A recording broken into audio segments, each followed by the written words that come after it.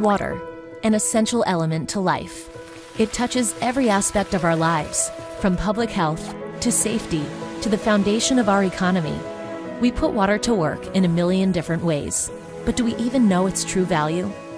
We are so used to turning on the faucet and having access to safe water 24 hours a day, 7 days a week, that rarely do we stop and think about the complex systems and technologies needed to treat and deliver this vital resource.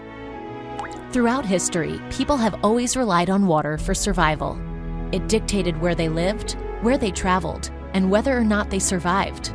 Today, we can see remnants of ancient water networks, such as the Roman aqueducts. Huge structures were formed to channel water throughout an empire. Fast forward to the year 1652, and America built its first distribution system. Farmers with wells started selling water to others, and Boston residents were the first to enjoy a centralized water system, something critical to protecting communities from the ever-present threat of fire. But real progress came just before the Civil War, when iron pipes replaced wooden ones. Until the early 1800s, the use of wooden pipes made from bored-out logs was common practice, and some are still in place today.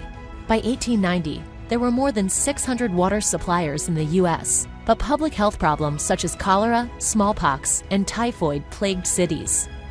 In 1908, a major breakthrough occurred in Jersey City, New Jersey, when a disinfectant in the form of chlorine was added to the water. Within a few years, chlorine was being used nationwide and virtually eliminated the spread of waterborne diseases, making it the single most significant public health development of the 20th century. Today, water suppliers use a variety of treatment processes to remove contaminants. Raw water travels from its source to the treatment plant and later into hundreds, even thousands of miles of water pipes before reaching your home or business.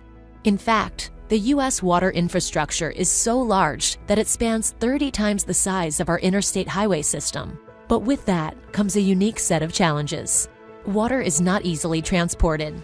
It is heavy and cannot be compressed.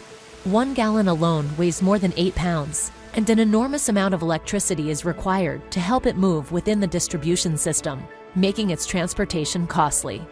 Laws such as the Clean Water Act and Safe Drinking Water Act, set forth by the United States Environmental Protection Agency, establish quality standards to help protect public health, safety, and the environment.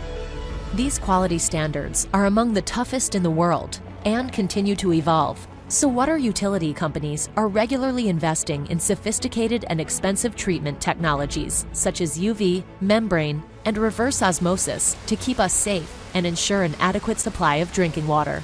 As a result, today our drinking water is safer than it was 20 years ago. Another challenge is that the systems and networks used to bring water to us do not last forever. All infrastructure ages, and the same is true of water's unseen pipes and transport systems. Most of our water infrastructure is from the first half of the 20th century, and it is estimated that within the next 30 years, it will reach the end of its useful lifespan.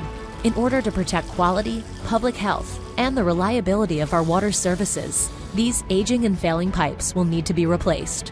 Current estimates indicate that will cost at least $1 trillion over the next 25 years. Water is the only utility that is ingested, and the cleaning and delivery of water is 3 times more capital intensive to provide than any other utility. Yet historically, most consumers pay less for it than gas or electric. A typical American household uses 260 gallons of water every day, making our nation's water footprint among the largest of any country. Currently, most Americans pay less than $3.75 for every 1,000 gallons of safe water delivered, a relative bargain compared to the rest of the world. Because the cost of installing and maintaining water infrastructure is so high, it usually discourages companies from creating duplicate systems and competing. This means in most areas, water service utilities operate as a monopoly. For over 200 years, privately owned and operated water utilities have been providing services to American communities. In fact, 73 million Americans currently receive their water from a private water company. Water systems owned and operated by private water companies deliver 4.6 billion gallons of water to their customers every day. And while it might be easy to think they're simply selling a commodity, the truth is they are providing important services and the infrastructure required for the treatment and delivery of safe and affordable water. Private water utilities are regulated at the state level by Public Utility Commissions, or PUCs, who work with private water utilities to determine rates. In this process, PUCs look at how much is being spent to create, maintain, and operate water systems, as well as the quality and reliability of service.